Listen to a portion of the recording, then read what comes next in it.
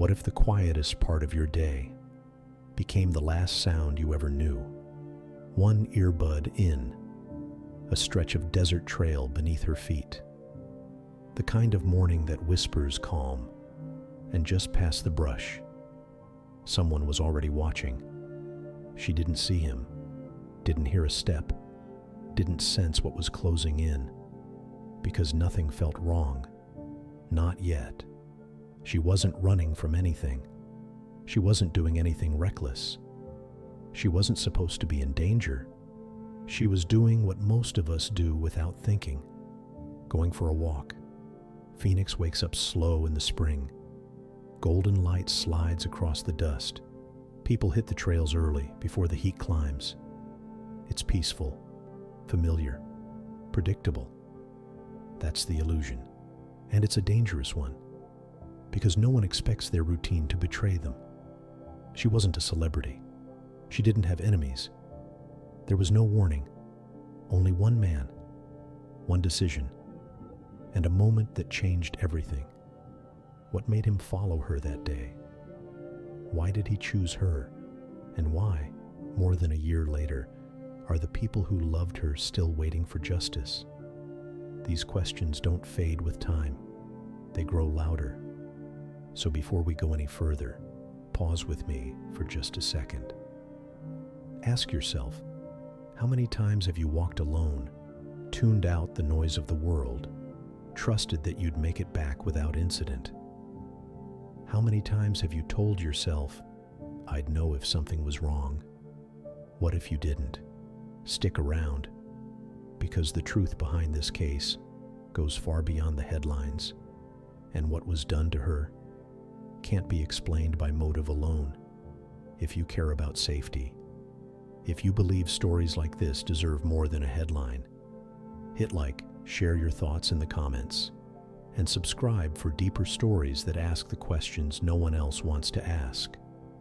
Because today, we're talking about Lauren Heike and the quiet trail that didn't let her come home. Before the headlines, before the crime tape, before her name turned into a hashtag, there was just Lauren. She didn't chase attention. She wasn't loud, but she mattered deeply to the people who knew her. Lauren Heike grew up in Kitsap County, Washington, an only child, the kind of daughter whose smile lived on refrigerator doors and voicemail greetings. To her parents, Jeff and Lana, she wasn't just their child, she was their center of gravity. The reason holidays felt warm, the reason quiet never meant lonely. Her teachers remember her gentleness. Her classmates still talk about how she could spot the kid sitting alone and make them feel seen. Even as a child, there was something in her eyes, not innocence, awareness, a kind of calm that didn't need to be loud to be powerful. She loved animals. She found peace in long walks, and the moments most people overlooked, she savored those. She didn't care about fitting in. She cared about feeling steady, a good playlist, a little sunshine, a stretch of trail to clear her head. That was all she ever needed. As she got older, that inner rhythm stayed. She leaned into wellness, not for likes, not for show, but because movement gave her peace, nature gave her clarity, and kindness gave her purpose. When she moved to Arizona, she brought that same energy into the desert.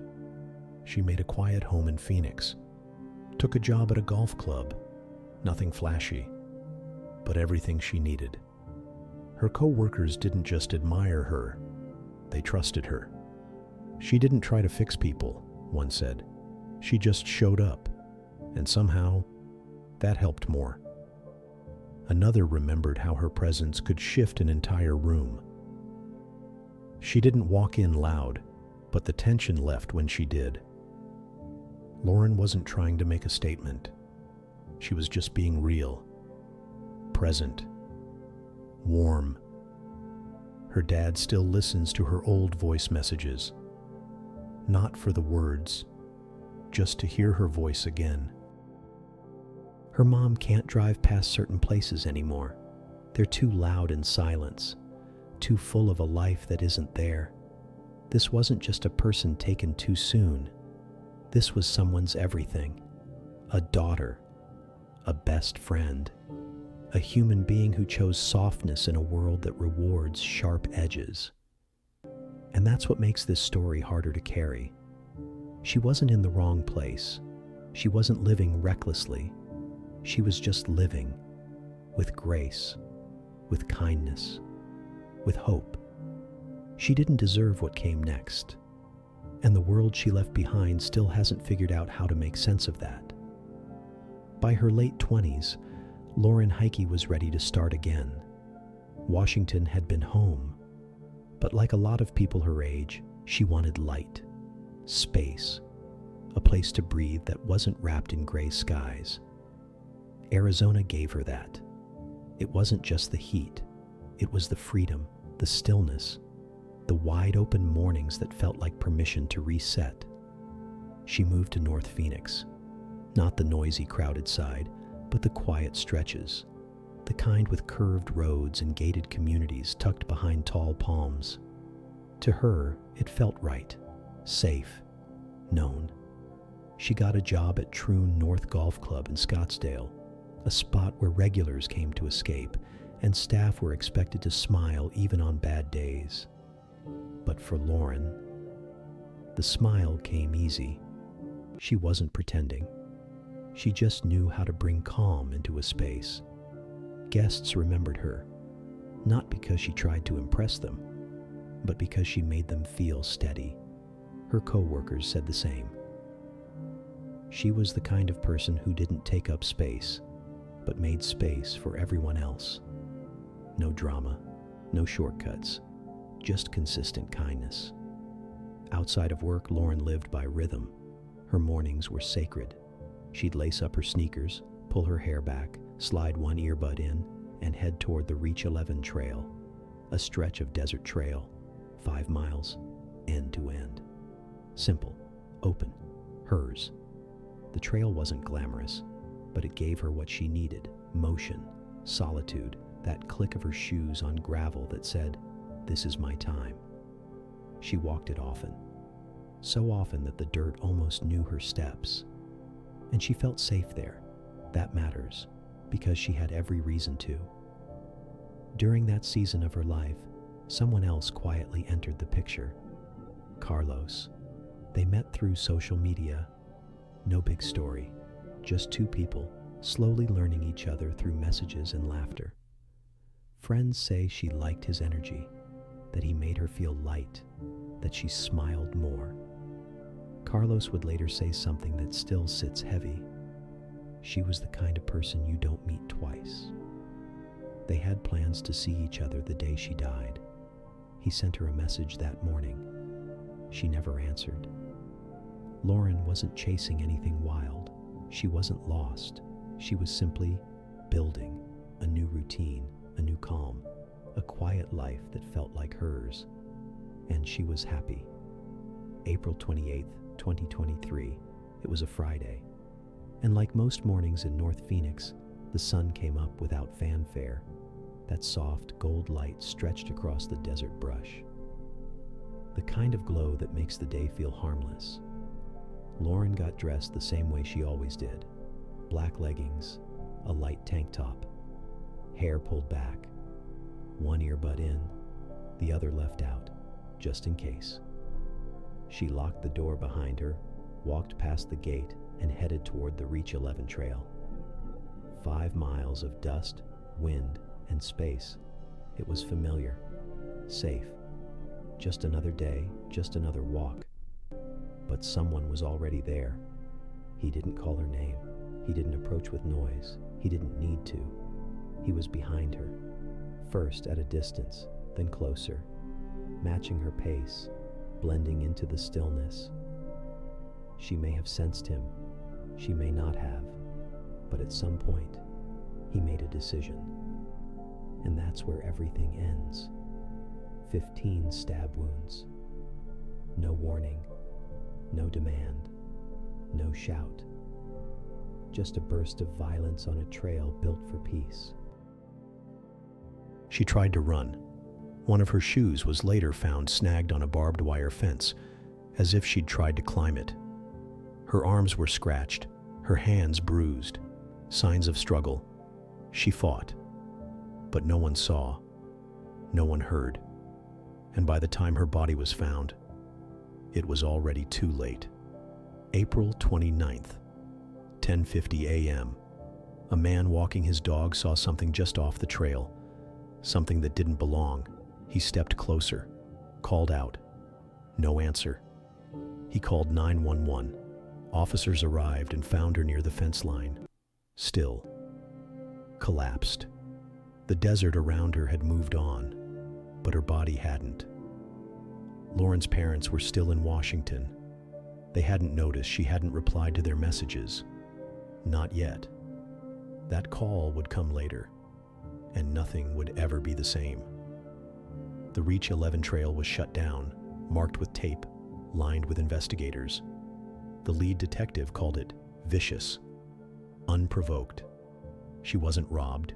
She wasn't assaulted in any other way. There was no known connection between her and the killer. Just one woman, one walk, one moment, and a city left reeling. People who had walked that trail every week suddenly stayed home.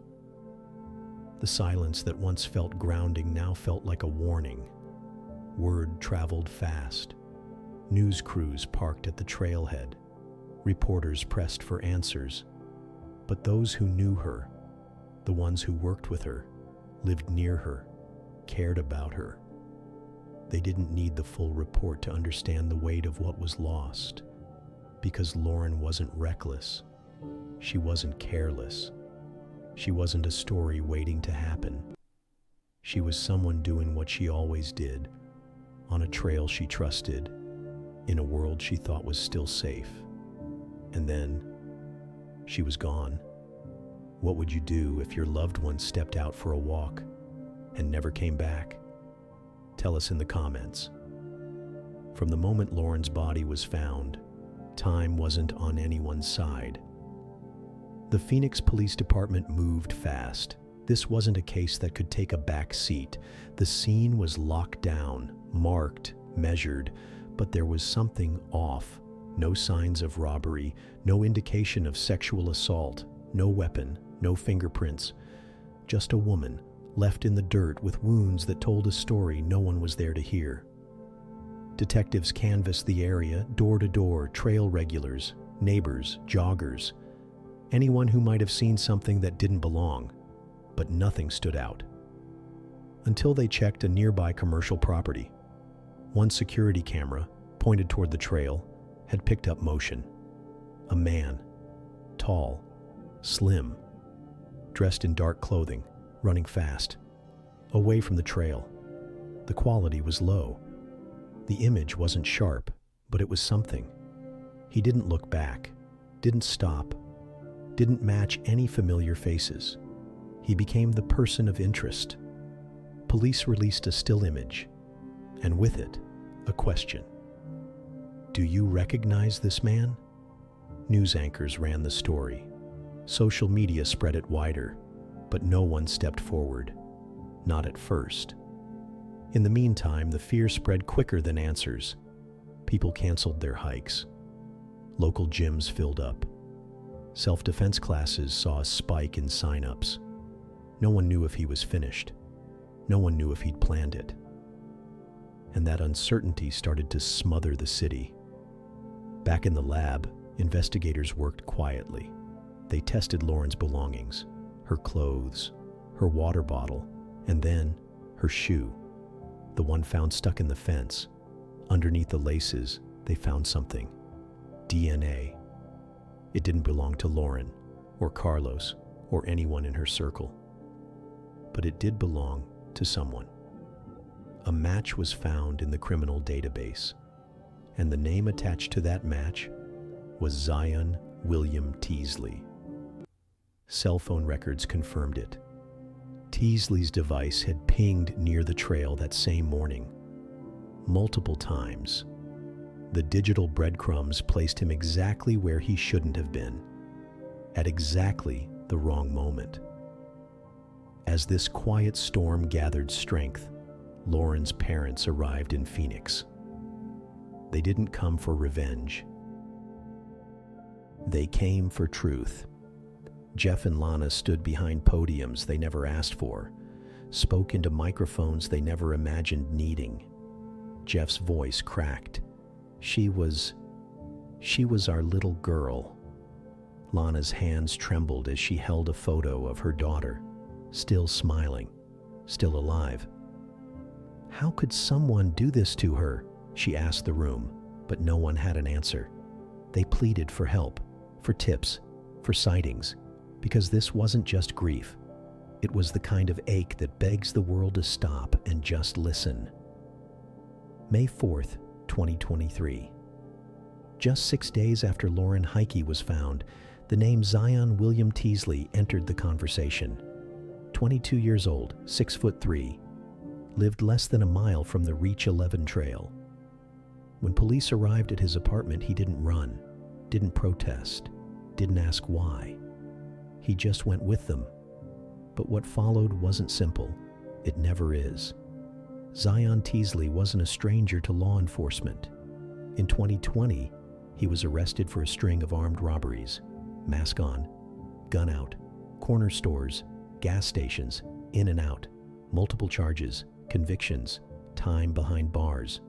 By early 2023, he was back out, on supervised probation. But that's not what shook investigators. What tied him to Lauren's case was the combination of cold, quiet clues. His DNA, on her shoe, his phone, pinged repeatedly near the scene, within the window of the murder. His build matched the man in the video. And when detectives sat him down, he didn't say no, didn't say yes either, just, "That's me, I think. Is it? I don't know." Not confirmation, not denial, just distance, discomfort, as if he hadn't decided what story he wanted to tell yet. Then they learned something else. The day after Lauren's body was found, Teasley had bought a plane ticket. One way, to Detroit. He never boarded it, but he'd planned it, booked it, packed for it. That was enough to raise questions. Then came the job. Teasley had recently been fired from a retail store. The reason? Aggression toward female coworkers, uncomfortable stares, boundary issues, inappropriate comments. Nothing had stuck on paper, no charges, no police reports. But the pattern was forming, piece by piece. In interviews, things got stranger. He called Lauren beautiful, said she reminded him of someone. Then, unprompted, he said he wanted to look like her. Officers paused, confused. What did that mean? They would find out later, when they uncovered his writings, journals, thoughts scribbled across torn pages, confessions of identity confusion, inner battles, religious guilt, fixation. He wrote about shame, about not fitting in his own body, about wanting to be someone else, to look different, feel different, be seen differently. Some entries veered into obsession, others, violence. There was no clear motive, no manifesto, just fragments of a mind unraveling quietly. Online, theories spread like fire. Some believed he stalked Lauren, that he'd watched her for days. Others said it was envy, or rage, or both. The truth? We still don't know. There was no connection, no conversation, no reason. Just a moment that ended everything. What shakes people most is that it wasn't personal, not targeted, not fueled by history. It was random, brutal, and senseless. Do you think some people are born dangerous, or do they become monsters over time? Let us know in the comments. Just when the public thought the story couldn't get darker, it did. In early 2024, while awaiting trial for Lauren's murder, Zion Teasley was hit with new charges. Different case, different victim, same threat of violence, burglary, assault. The incident dated back to 2020. A woman, a home, an attack that had remained unresolved until now. Witnesses had come forward, evidence was re-examined, and the timeline clicked into place. Another weight added to his name. But it wasn't over. By 2025, prosecutors dropped the next blow. 10 felony counts. Sexual exploitation of a minor. Charges tied to the possession and transmission of explicit material. Digital files dating back to 2019 and 2020. Old devices. Archived folders. A digital trail that never deleted itself. This wasn't speculation. This wasn't rumor. It was data, and investigators couldn't ignore it. Suddenly, Teasley wasn't just facing life for Lauren's murder. He was facing life for a pattern, for a history, for harm that spanned years and victims no one even knew about. His legal team responded the only way they could: delay, deflect, strategize. Court dates shifted, hearings moved, lawyers changed. The trial for Lauren's case, originally set for October 2025, was postponed. Now, January 2027. Another year, another season without her. To most, it's just a case. But to Lauren's parents, it's everything. Another Christmas without her, another birthday missed, another summer where her favorite trail stays empty. They've shown up to every hearing, flown from Washington to Arizona, sat in waiting rooms, held each other in silence. And every time they see the man accused of taking their daughter's life, he doesn't look back. Jeff Heike once stood before a crowded courtroom and said the sentence that has never left them: she should be here. Not in a courtroom, not in memory, but here, walking, laughing, living. Lana still clutches Lauren's photo like it's the only thing holding her upright. Because in a way, it is. The Reach 11 trail used to be a quiet escape. A place where early joggers passed in nods, where the only sound was gravel underfoot and the occasional rustle of wind through dry brush. But that changed, not because of what it looked like, but because of what people now saw when they walked there. In the days following Lauren's death, people began leaving flowers where she had fallen. Simple gestures. A photo. A candle balanced between rocks. Notes from strangers who didn't know her, but felt like they could have. Because Lauren didn't do anything wrong. She wasn't out at night. Wasn't in a place she didn't belong. She didn't ignore warnings. Didn't break rules. She just went for a walk. That truth unsettled the community in a way most tragedies don't. Because if this could happen to someone like Lauren, someone thoughtful, cautious, kind, what protection is left for anyone else? Online, her name spread, not just in news articles, but in warnings, TikTok, Reddit, Instagram. People shared her photo with safety tips. Don't wear both earbuds. Carry pepper spray. Don't hike alone. The world got louder, not just in grief, but in defense. People didn't want another Lauren. But beneath the surface of safety checklists and crime forums, a quieter message echoed. She didn't fail. She didn't miss a step. She just lived. And someone made that her final act. Friends at the golf club organized a small memorial. It wasn't loud, wasn't flashy, just like Lauren. Someone brought her favorite drink. Someone else played her playlist on a phone speaker. A former coworker whispered, "I still expect to see her walk through the door." For her parents, the support matters, but it doesn't fix the silence. It doesn't replace the voicemail tones, the texts that no longer arrive, the future they used to imagine. They hold on to what's left. Photos, her old shoes, a necklace she used to wear, and the memory of a laugh they'll never hear again. Justice may come, eventually. There may be a conviction, a sentence, a name on a record forever. But none of that brings her back. What it does do, what this story still has the power to do, is remind us what's worth paying attention to the people who walk beside us, to the quiet instincts we sometimes brush off, to the strangers who carry the weight of grief long after the headlines fade. Lauren Heike didn't plan to be remembered like this.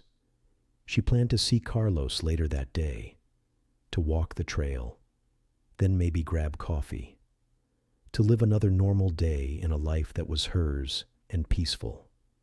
She had plans. She had people. She had mornings she still wanted to wake up to. And yet, because of someone else's decision, she doesn't get another one.